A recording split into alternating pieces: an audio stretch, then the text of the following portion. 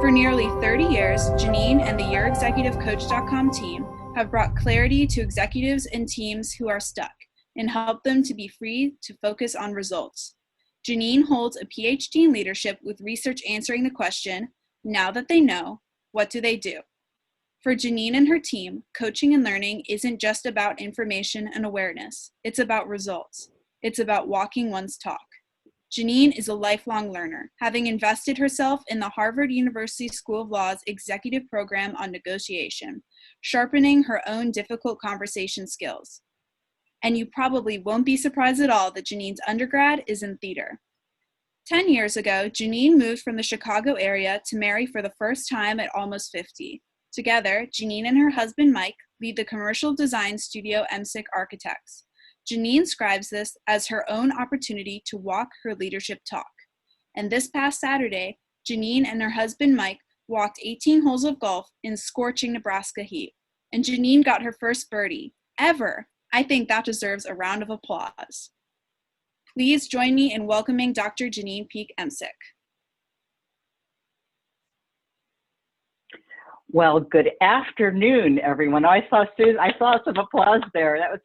I'd never confuse me with someone who can actually golf, just so you know. But I do go and I count my calories. That's my favorite part of the golfing adventure. Well, I am so excited.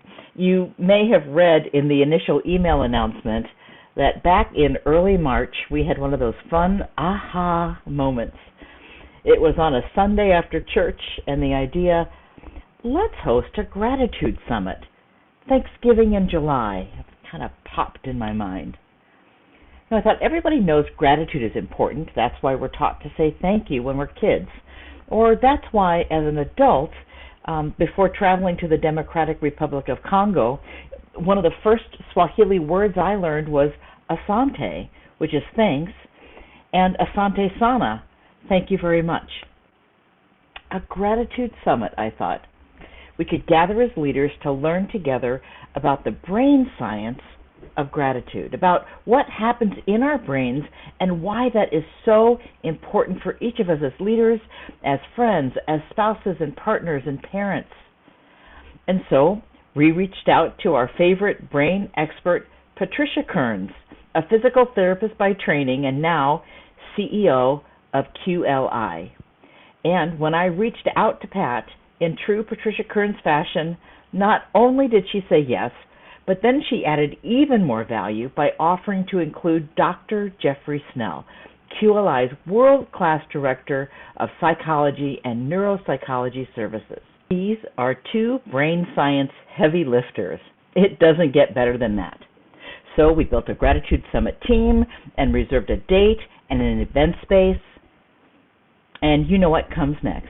The Friday of that week, the week of March 8th, our world was rocked by COVID.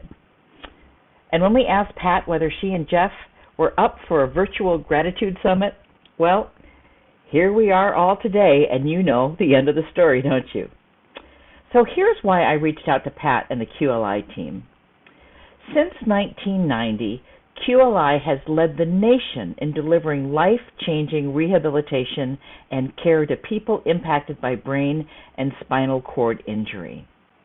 Strokes, automobile and motorcycle accidents, military personnel injured by IEDs.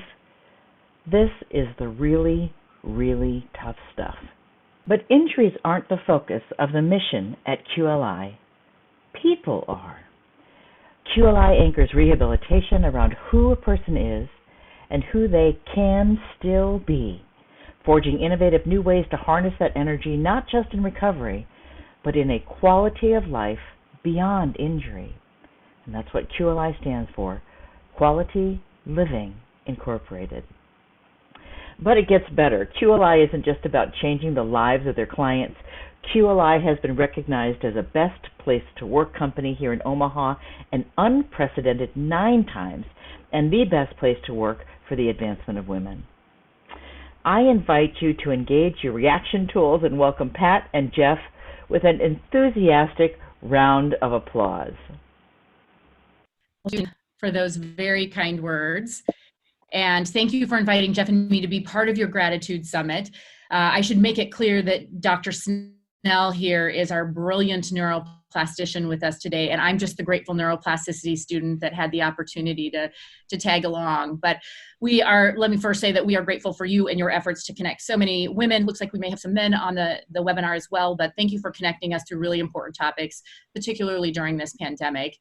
Today's topics, gratitude and neuroplasticity, just happen to be, for Jeff and me, two of our very favorite topics. Gratitude is a really important part of QLI's culture, and gratitude is also now an important part of my personal routine. It hasn't always been, though.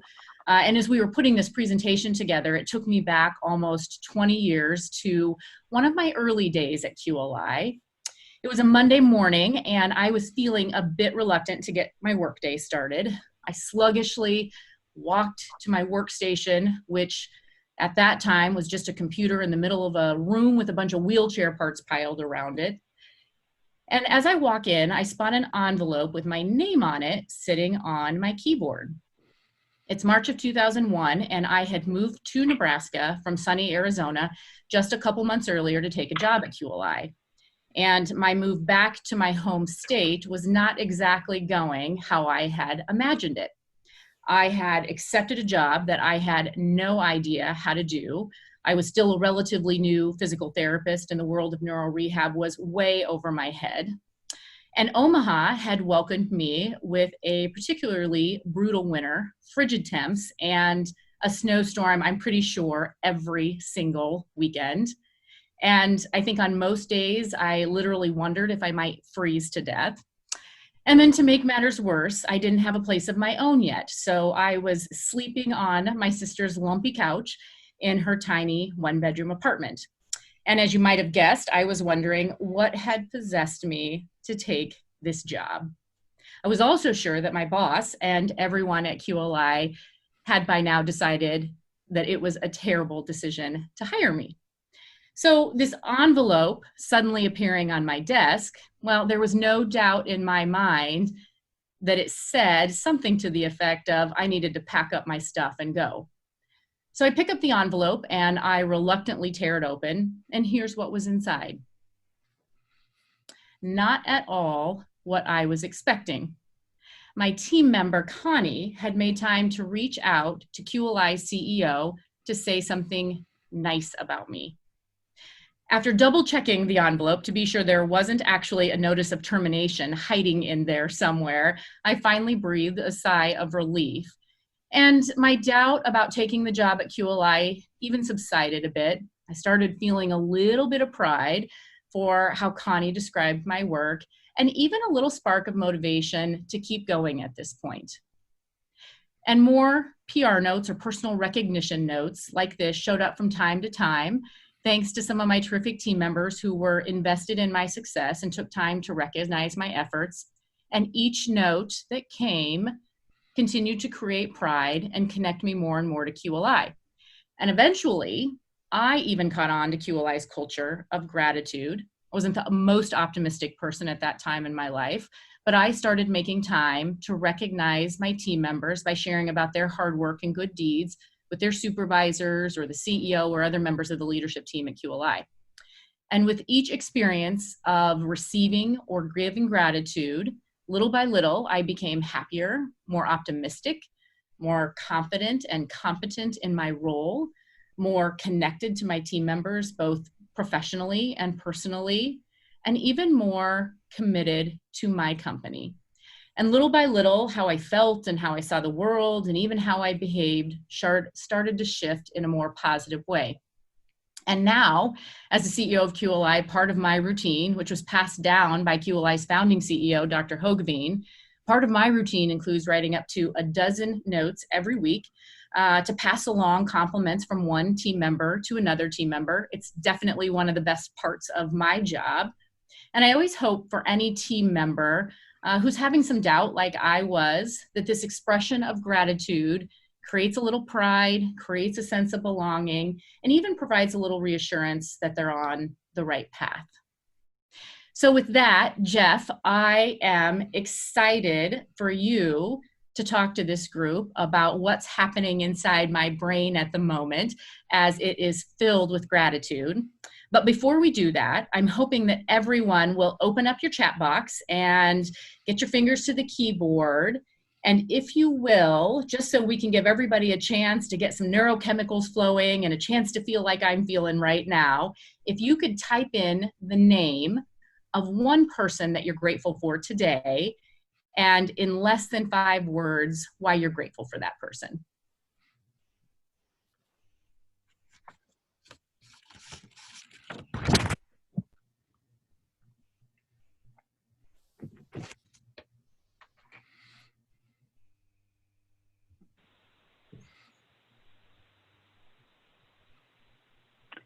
Here we go. Popping like popcorn, Pat. My daughter, because she's grown into a terrific young lady. More than 5 words. My husband, always there. They're popping through. Look at this. A friend who listens, Sandy. My husband, who just retired and is working like crazy to get our house ready to sell. My mom loves me unconditionally. Wow, look at these. My son, for challenging me. My wife, Cindy, for all of her support. Oh, this is a good one, Rhonda. Elsa's always honest and willing to hold me accountable. So somebody who helps me be better. Okay, what a great start, Pat. I'm going to hand it back to you.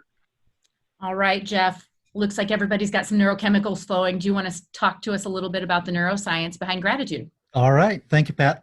Now, for each of you who had a name in mind with that exercise, let's talk a little bit about what just happened with some very specific circuitry within your brain. Every thought, every memory, every perception that we experience resides within the complex interaction of neural networks within our brain. These neural networks respond to the demands placed on them by creating stronger connections, by creating more efficient routines, and by creating pathways that are strengthened by the repetition of those demands. Now, this is true for skills that you've learned through practice and repetition to the point that it's an automatic routine. So walking, driving your car, catching an object that's thrown to you. These are things that you learned originally through repetition and practice. Now, these abilities improve over time to the point that you don't really have to pay close attention to them in order to perform them quite well. How often do you truly think about walking when you're going from one place to another? Or even driving, such a complex operation that's so automatic that you're not even aware of the processes that you're performing while you're performing them. So just as the brain is responsible for those automatic movements, the same is true for our emotional functioning. There are parts and pathways within the brain that control and communicate signals by way of chemical transmission, which then manifest as our emotions. Our emotions are a product of our thought, of our mind. Some of this is contained within your conscious awareness and it's under your conscious control, but once you practice and repeat it, that becomes an automatic routine as well, just like the physical actions I mentioned a moment ago. These emotional functions, once practiced to the point of automaticity, effectively run in the background. They're the default unless we take a more conscious approach and control. So just as you originally practiced those skills, actions, and emotional functioning through your experiences, and you develop them into automatic routines through your practice, you can also consciously work to change those routines, to create a new default. Now, I mentioned the chemical communication that occurs within the brain. There are 3 primary chemicals associated with positive emotions, such as happiness, joy, contentment. And these chemical neurotransmitters are dopamine, oxytocin, and serotonin. Now, there are other transmitters, neurotransmitters, that have associated functions as well, but these are the main players. Now, among the many roles that dopamine plays within the brain, in this context, it's associated with the instantaneous rush of pleasure that we experience in response to some action, some thought. Obtaining that feeling can be a driving, motivating force for our actions. This dopamine release results in our perception of pleasure in the simple things we do that bring us joy, as well as the most exciting experiences you can possibly imagine. Dopamine is the primary neurotransmitter that's associated with the reward system of the brain and is therefore directly linked with pleasure-related responses. Oxytocin is associated with relationships, close, personal, and meaningful relationships, as well as social connectedness. These involve feelings like love, friendship, trust, and belonging. Whereas dopamine is a very singular experience, oxytocin is more of a reciprocal process in which the interactions that increase this chemical in you also does so in others, in the recipient of that experience. Serotonin is a complicated neurotransmitter that's associated with longer-term emotional processing and is also connected to a sense of pride, a sense of accomplishment, a positive sense of self. And that sense can be of a personal nature or as a member of a group or an organization. Now, when we express gratitude or receive gratitude, our brain releases dopamine and oxytocin. Those immediate neurochemical responses, in turn, affect the expression of serotonin, leading to a broader stability of that positive experience and changes in mood that last beyond just the moment of pleasure. That's a very basic summary of the underlying neurochemical processes, but it's the heart of the positive feelings that are engendered in that exchange. Now, these networks are interconnected areas of the midbrain, the right anterior temporal cortex, the prefrontal cortex, to name but a few.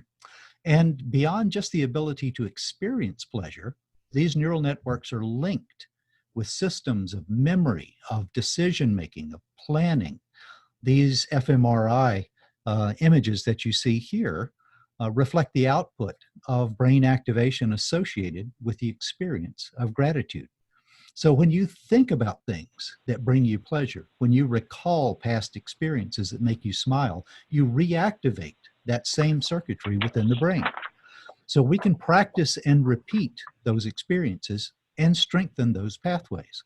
We can also consciously act in a manner that is likely to repeat such experiences. We call that learning, and we thereby actively plan, seek, and repeat those positive experiences. So Jeff, I'm taking notes here, and there's three key chemicals that are released as a result of practicing gratitude. The first one is dopamine. So as a leader, as a parent, as a coworker, when I engage in gratitude, my reward system is triggered. My sense of pleasure, it feels good. Are you saying it feels good to give and to receive gratitude? Absolutely, yeah, because there are, it's a positive social experience. And so the dopamine is what gives you the sense of pleasure.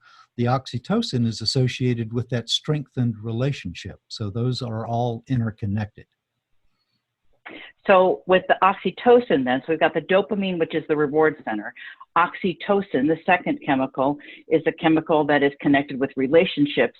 And that tells me that I feel good and I know you care, and that there's some reciprocity with that. Yes. And in return, I am going to care back. My response to that is care for you. Is that correct? Yes, and because that involves mutual feelings of relationship, it's on both sides of the equation.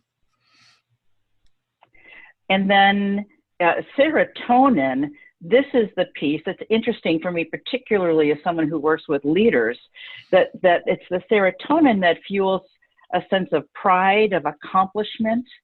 And I would think that that's particularly important in the workplace. Yes, absolutely. And particularly when you tie it in with specific aspects of why are you having that positive exchange in that moment. You're basically rewarding some action or some part that individual is playing within the organization. You're identifying specifically what contributions that person is making. So you're tying it to what that person is contributing, which gives it more of an association with a specific action. So I'm thinking as you say this, that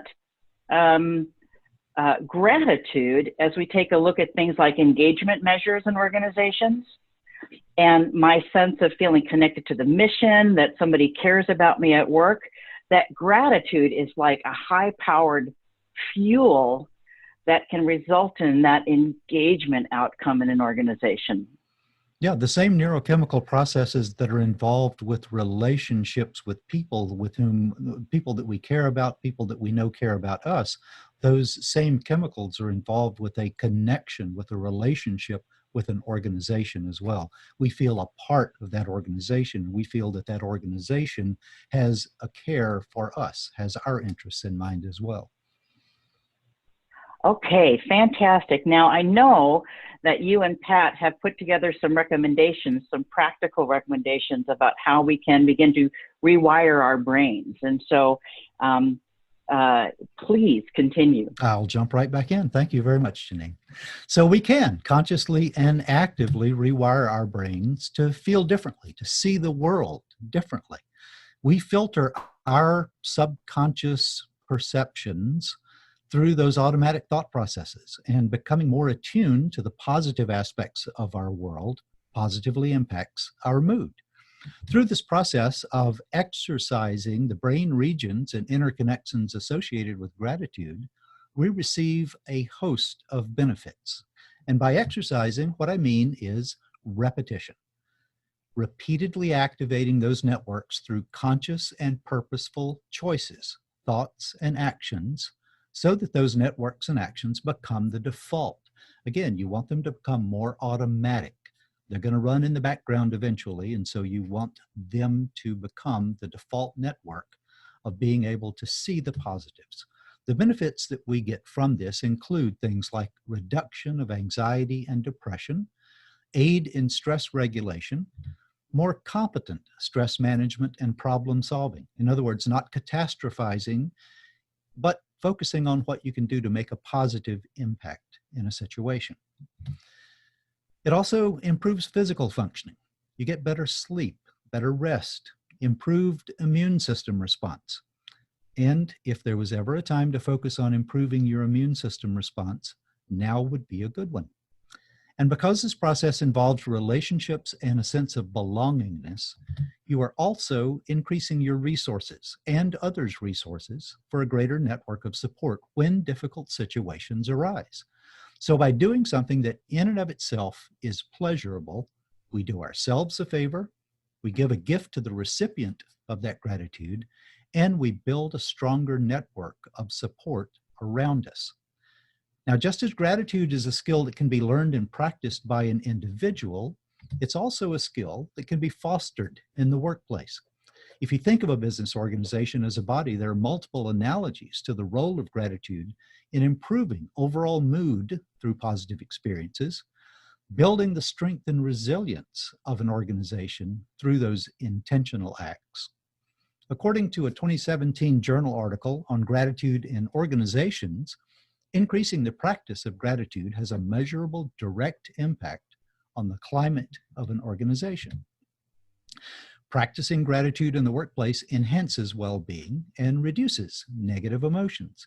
It's associated with increased employee efficiency, success, productivity, and loyalty. It offers a degree of security that allows individuals to take interpersonal risks. Workers who have a high level of security believe that others won't penalize them if they ask for help. So that network of positive support is necessary to allow a level of risk-taking. Gratitude in an organization positively influences attitudes towards others, which strengthens teamwork. And gratitude in the workplace also ensures that workers will be recognized for their organizational contributions. As a company, this recognition includes participation in the best places to work. We celebrate individual recognition through big events like the O'Donnell Awards, but daily interactions that support our positive culture through PR notes that you mentioned. These all focus on creating and maintaining a culture of gratitude, which is a component of the positive environment we want for ourselves, for our clients, for the families that we serve. This is something that you, Pat, do so well here at QLI yourself, but you also put conscious effort into teaching others and promoting the use of gratitude in support of this positive culture.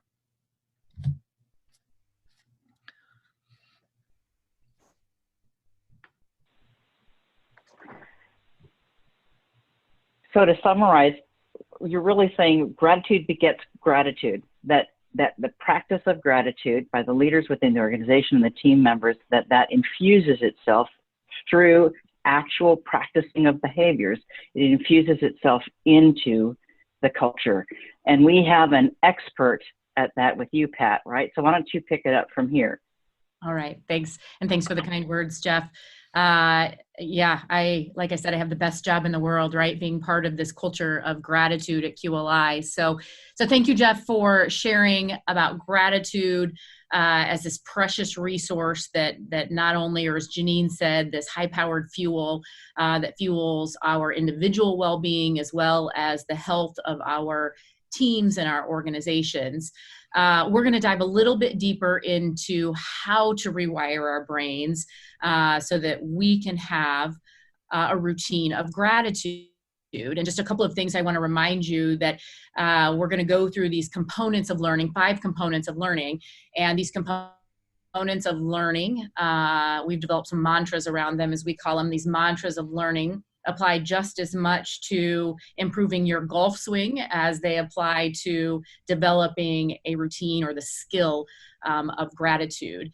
The other thing I want to remind you is, there's that old adage, an old dog can't learn new tricks. Well, that is not true. Neuroscience tells us that's absolutely not true. So it doesn't matter what age you are and how grateful you feel on a consistent basis or not, you can learn this routine at any age. And again, these mantras, these learning mantras will apply to you as an individual and also apply organizationally for your team and your company. So the 5 components or mantras of learning. Number 1, my favorite, repetition, repeat, repeat, repeat. Learning any new skill, including gratitude, takes practice. A fun fact, a professional quarterback throws the football over 1 million times in just one season in order to refine that skill. So when it comes time for the playoffs, that perfect throw is automatic. And if you can apply those numbers to feeling gratitude, if you want to wake up feeling grateful every morning without having to think about it, without having to put so much effort into it, so it's automatic, it takes a lot of repetition over a lot of time. So you have to be patient and you have to be persistent. Mantra number 2 is motivate with meaning. In order to learn a new skill or a new routine, it has to have some level of intrinsic motivation for you. So think about, why do you want to learn how to be grateful consistently? Is it because you want to feel better? Is it because you want to be a better role model for your kids? Or maybe you're working hard to create a healthy culture. Maybe even making more money comes along with that. We know, as Jeff shared, that the healthier your culture, the better routine of gratitude you have within your team and your organization, the more productive your team's going to be and the better your bottom line. So those things can go hand in hand. But figure out really what motivates you and then build off of that. Mantra number 3 is tie it to the task. So learning has to be contextual. You're not going to get better at gratitude by drinking wine. I suppose sometimes I feel more grateful when I'm drinking wine, but you're really not going to develop a better routine unless you're actually practicing a routine of feeling grateful or giving gratitude. So it has to be very specific to the task. The 4th mantra is being just outside your comfort zone. So if you aren't going to push yourself to do any more than you're already doing today, maybe you're only writing thank you notes once a year after all those great birthday presents that you get. If you don't do any more than that, of course, you're not going to learn and develop a routine that's beyond what you're doing now. On the flip side of that, if you push yourself too far outside of your comfort zone, maybe you are writing notes of gratitude once a month, let's say. And if you decide, hey, I'm going to bump that up to 20 notes a day, well, maybe you've pushed yourself a little too far outside your comfort zone. You've set your goal too high, which can lead to failure and, again, not being successful with creating a routine. So do a little bit more than you're doing today, but keep your goals reasonable. If you're doing a month, a note, maybe bump that up to a month, or a note a month, maybe bump that up to a note a week to push yourself just a little bit further. And the last learning mantra is strong support. I'm going to tie removing barriers along with adding in strong support. So we all benefit from coaching or tools or adding in some amount of support for us to be successful. And we'll do another activity here just in just a second, so you can get your chat boxes ready if you want. But as some examples, tools for supporting the development of a routine of gratitude might be a journal. Maybe you get up every morning and you journal 3 things that you're grateful for, write down 3 names that you're grateful for. Maybe it is a stack of note cards that you have available, whether they're personal note cards or company note cards that you supply to your team members. Environmental supports are also helpful. I'll admit at the beginning of COVID, I have a pretty good routine of gratitude, but COVID's challenged me as well. And so I bought a sign and put it right by my bathroom mirror that says, "Start each day with gratitude," as a little extra reminder so that I would start my day off feeling grateful. Maybe your note cards, maybe you don't just have those in one spot. Maybe you change your environment so that you have note cards everywhere, in every handbag, by every desk, on every table, so that they're readily available for you. QLI has something that we call pink sheets. Part of our culture of gratitude includes peer note recognitions that we call pink sheets, and we make sure that those are available in every office around the company. So we make it nice and easy for a team member to grab one and write a note and drop it in my mailbox. People surrounding yourself with people who are positive. Good peer pressure is another way to add strong support to developing a routine of gratitude. Whether that's who's on your team, whether that's your friends that you engage with on a regular basis.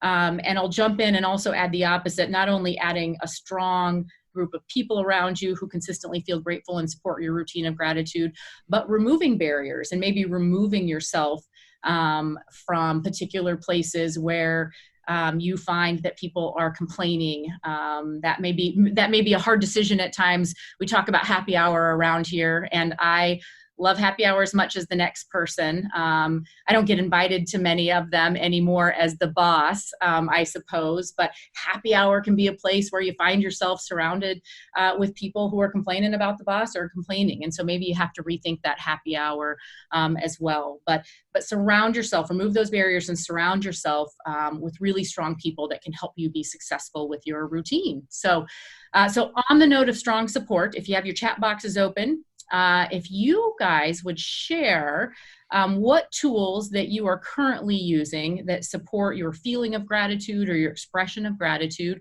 or maybe through this talk today, some ideas popped into your head as far as tools that you could use to help develop your routine of gratitude. If you guys would be willing to share those in the chat box, that'd be great.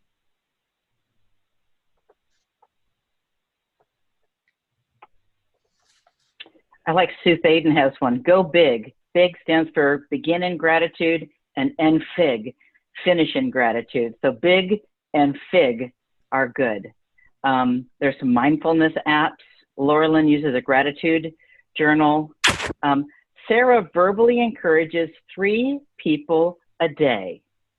Janyne D engages in prayer. Bev Crocker uses music for each kind of mood she wants to create for herself. Amy Tokos engages in podcasts while she's walking that focus on hope and gratitude. And this is a common practice that individuals use from Sue Twitt.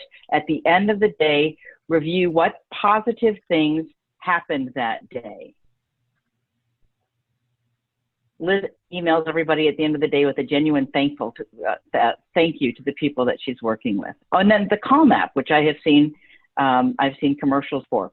We have a huddle every morning, Pat, with our team. It's a stand-up meeting. Everybody gets 1 minute to say what's on your plate for the day. And it actually came after we watched the TEDx or the TED Talk on happiness with Sean Acor. And one of the summer interns said, we should have everybody end their huddle statement with something that they're grateful for. each day. And so every day we have a conversation as a team for our architecture practice predominantly. And everybody shares something that they are specifically grateful for. There was a season where everybody was grateful for the weather when it started getting better and we could actually go outside during this COVID. And we kind of say, now we need to think of something besides the weather that we're grateful for, everybody. And it began to change the conversation. But that's a really quick and easy tool that we implemented with our team. And a wonderful example of people support too, to surround yourself and encourage each other. I love that example. And all of the examples that people have put into the chat box. Thank you everyone for sharing. There's some good ideas that I'm going to steal for myself and for our team.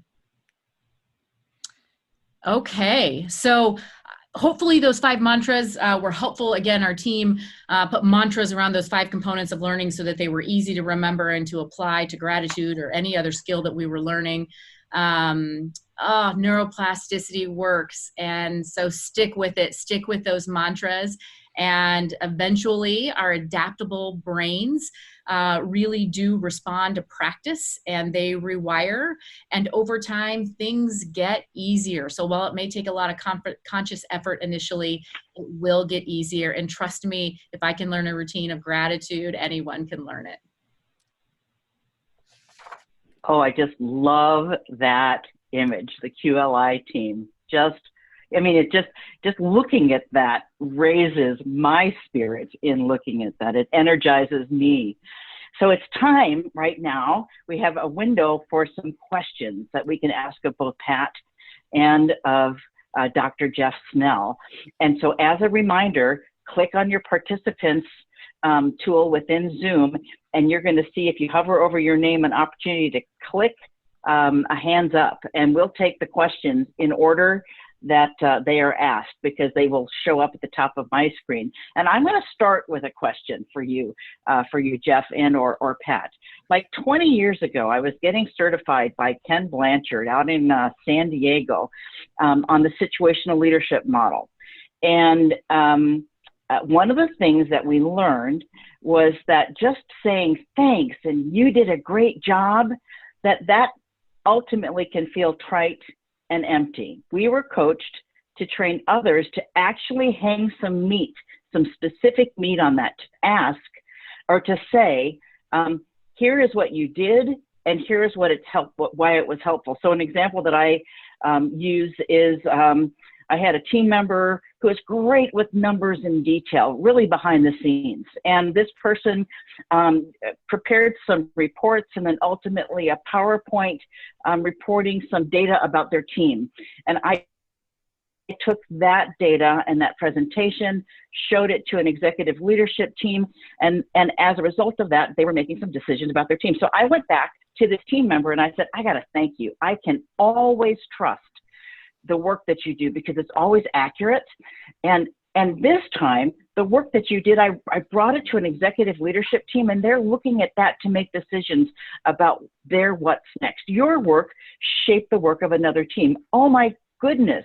I feel great saying that, and the team member just glowed as a result. And so I'm curious what's happening when we actually praise somebody and we hang some meat on that praise. Why is it more effective as a reward process? There's probably several factors there. One would be that you haven't just walked by and said, hey, thanks, great job. You've actually put some thought into what is it that that person did that engendered that feeling of thanks in you, that you appreciated and wanted to identify.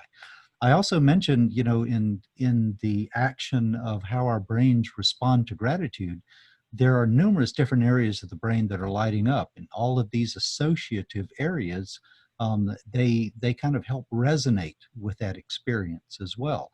And so you're putting into memory not only your gratitude in the moment, but you're tying it to something that this person has done, that of course they're going to recall that. They're going to recall the effort that they put into it. You're interconnecting all of these different actions and thoughts on the part of the individual, along with the gratitude that you're expressing in that moment. And so it's actually a much stronger connection than just if you by and said, hey, thanks, good job. So if we connect that to what you were sharing earlier, it's fueling a few of those chemicals, multiple chemicals that are helping me feel good, and then giving it some fuel to make it stick for a period of time. Yes, absolutely. And you're tying it to something specific. You have pointed out something for which you are grateful. And the person is going to be able to tie that feeling to what they've done. They're more likely to repeat those actions as well because of that wanting to recreate that experience. So things that bring us Excellent. pleasure, we try to seek out those same experiences again. Thank you, Jeff.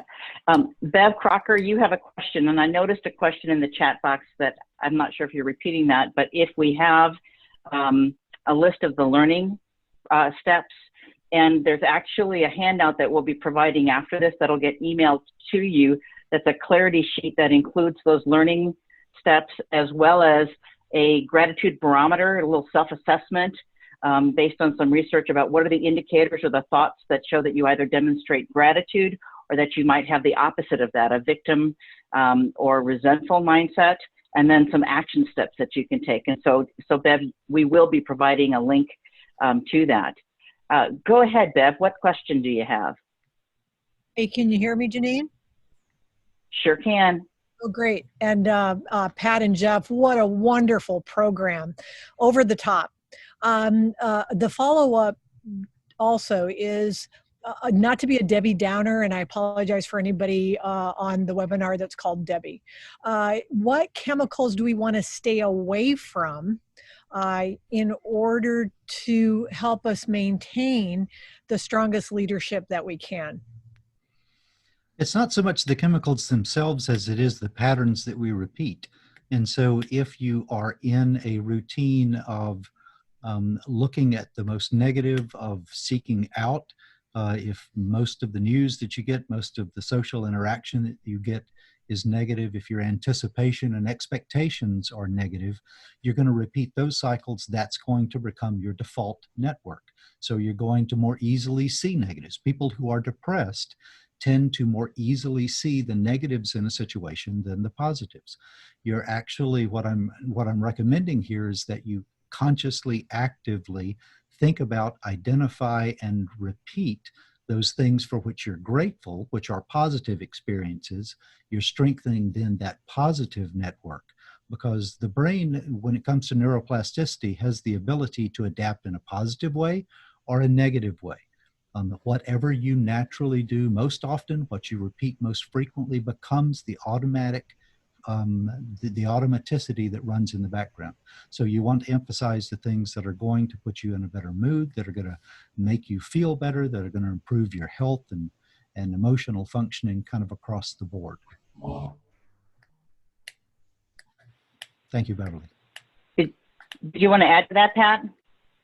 No, the brilliant neuroplastician said that perfectly. But yeah, I mean, COVID's been a good example, I think, for many of us. I know it has been, here at QLI, when something negative happens, what's our automatic response? And then as leaders, how does our automatic response affect all of our team members around us? So it has that rippling effect beyond us, that when something negative happens, we have a chance to say, this could be an opportunity, or let's channel the positive out of this and make the most out of it. And that kind of behavior we find at QLI is really contagious for our team members, and how they're willing to evaluate things that push us outside of our comfort zone, especially the more unexpected things when we really are relying on our automatic responses. You each have used the term neuroplasticity. And when I was first introduced to that term, I kind of got excited. I come from a world of having been trained on different kinds of personality indexes and understanding if somebody gets hurt and they hurt their brain, that part of their brain will be damaged forever. Or I've been told my whole life, I'm not organized, I'm creative. And so there are things that we have come to learn throughout our lives that tell us that once you're a certain this or a certain that we're defined that way. But neuroplasticity is actually really exciting. Can you tell us a little bit about what that is and why it's so exciting, what we've learned about the brain? Well, I mean, what it really refers to is the fact that when we experience something, we physically change structures and pathways within our brain. And again, the more that you consciously repeat it, the more practice that you put into it, the better you get. So, if you don't know how to do a certain skill and you want to learn, you're going to be probably pretty bad at it to begin with. You usually want to hire a coach to help teach you the right way to do it so you don't learn the wrong way and have to unlearn it. Because again, those repeated pathways will become the automatic routine. But with practice and with effort, you find that you start to get a little bit better, you get a little bit better. That starts to become much easier to do. You're now able to do something relatively complex and not really have to think about it that much because you've trained your brain to do that. Our brain does this with physical actions, it does it with emotional actions, it does it with thought processes, and it does that throughout our life. The classic thought that the brain is fixed in early adulthood and doesn't change throughout our entire life doesn't account for the ability to learn new things at any age. It also doesn't account for the brain's ability after a severe injury to heal, to recover, for an individual to get better at things that after their injury they have lost the function of. So our brain has an amazing ability to form new pathways when pathways are damaged, or to strengthen pathways for a given skill or thought or emotion or ability if that hasn't been a strong pathway previously. Whatever we do a lot of, we practice and we get better at. And the old saying of cells that fire together, wire together, is neuroplasticity in a nutshell. So you repeat that network becomes stronger. I'm writing that down. Cells that fire together, wire together. I got a few here. I got fig and big. And so we have time for another question. I don't see any hands raised. If somebody wants to unmute themselves and ask a question, get yourself teed up while I'm asking one more question. So if you've been on any of these monthly webinars that we host, you've heard me talk about how I'm working to get a habit in place, again, that I lost, of getting up in time to exercise by 4:45, because that tees off my whole day. And it is hard because I've been a sleeper inner my entire life. In fact, I joke that I wrote my dissertation for my Ph.D. between 10 at night and 3 in the morning. I don't remember a whole lot of it, but I finished it. And so getting up early has never been something that I've done well. And I have an app that I use that's called Habit Tracker. And it gives me a visual representation of how many times I have performed this habit. The irony is that one has to get in the habit itself to use the habit tracker. But every time I look at that habit tracker and I see a stretch of having gotten up and working out by 4:45 in the morning, something happens. Why are things like that helpful? Why are keeping visual methods of tracking? Plus, I have friends on that app as well, so they see when I do these things, and I know that others are seeing the steps that I'm taking. Why does that help so much? Well, part of it is that as human beings, we are creatures of habit. We like routines. None of us like change. That's why with everything that's been going on with COVID right now, this is a disruption because it's caused all of us to change our routines. The more that you do something and the more frequently, the more routinely you do it, the more automatic it becomes, the more your brain and body get used to doing it that way. Now, you also mentioned having your friends commenting on it. You're getting some degree of reinforcement from that as well. So that reinforcement, that dopamine that you get when somebody says, "Hey, good job, good long stretch on keeping this up for a number of days," that's reinforcing in and of itself, and it kind of contributes to that accountability. I'm doing this because I feel the benefit from it, even though it's difficult to do. And when you have the added benefit that now you're getting reinforcement for doing this from others, that helps it as well. It's easier to do something when you are actually seeing the benefit of doing it. And it becomes easier the more that you do it. So the changing that routine the first thing that you really have to do is what Pat talked about in the first of the mantras, which is repeat, repeat, repeat. You have to keep doing it until it becomes automatic, until it becomes default. And then at some point, again, if you get up at the same time every day, at some point you start waking up about a minute before your alarm goes off, because again, your body and brain are now used to that routine. So that just is a reflection of the neuroplasticity of doing something over and over to put in place a routine that didn't exist previously. Yeah, I'll add. And go ahead, Pat. I was just going to say, I'll add, you know, those 5 mantras or those 5 components of learning are tools that you can go back to. So as Jeff said, the new routine is dependent upon consistent repetition of doing things the right way. And in order to make that happen, you really have to tap into motivation, motivate with meaning, and into those supports. You described a lot of trick supports as well. And learning is not a linear process. We're all going to hit points that we plateau. And when something we've been told over and over again, like we weren't just born that way, or we're filled with those self-limiting beliefs. We think that plateau means we can't go anywhere. In fact, you are just at a plateau, and you need to dig into those 5 components and see what you need to do. Do you need to challenge yourself more? Do you need a different coach, a different mentor, a different support system? But how do you keep moving forward to get that repetition in to keep in a direction? Good. Miranda has asked a great question because there are a lot of, there's medicine that can address some of these chemicals. She's asking, she's not asking about the medicine, but is it possible to not produce enough dopamine, serotonin, or oxytocin? Or is it possible to train your brain to release more through repeating gratitude practices? What a great question. No, that is a great one. There are certainly conditions under which neurotransmitters are in less supply than are needed, various medical conditions, some that result in emotional symptoms, some that result in movement disorders. As we talked about dopamine associated with mood and emotion, it's also associated with our ability to move in a smooth fashion. Parkinson's is a decrease of availability of dopamine in a very specific region of the brain.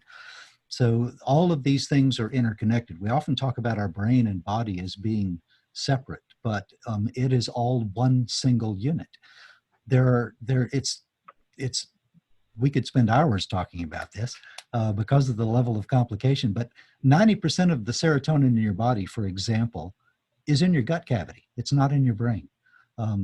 Dopamine, oxytocin, almost exclusively within the brain, but serotonin more resides within the gut cavity than anything else. If you want to change things associated with anxiety or risk-taking, you make diet changes and actually change the way in which your brain operates because you're affecting those levels. So there are ways in which you can alter those levels through your experiences. There are ways in which you can alter those through medications, dietary change that can affect some of those chemicals as well. So it's complicated. It's all interconnected. Wow. Oh, that's a great question, Miranda. One of the things that I think is fascinating is how these things we think are just physical, it's all connected to the brain. It's all connected to the brain. And I need a Brain for Dummies book so I can understand it better because I'm really fascinated by it. And the things that we consider to be all just, and the things that we consider to be all just the brain, they're also connected to the body. It goes both directions. So it's intersections of all of it. Absolutely. Wonderful. Well, ladies and gentlemen, thank you for joining us today. It's a treat for me because this is a class for me to learn as well. And so I'm going to ask you in a moment to thank Pat and Jeff Snell with some chats. How was this helpful for you? What did you find most helpful? And go ahead and add those in. I want to